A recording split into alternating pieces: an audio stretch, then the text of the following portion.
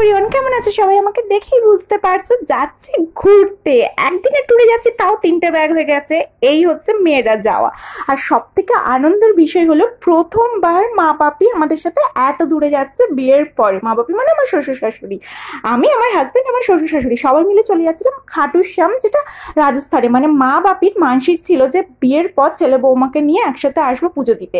আর দিল্লি থেকে না আমাদের ওখান থেকে প্রায় বাস ছাড়ে খাটুশ্যাম যাবার, তাই আমরাও বাসে করেই যাচ্ছিলাম। এই যে উঠে বাসে ওঠার পরে দিদি ছিল হনুমান চল্লিশা, যেটা পাঠ করার পর সবাই একটু নাচানাচি করছিল, ঠাকুরের গান চালিয়ে। আমার বেশ ভালো লাগছিল।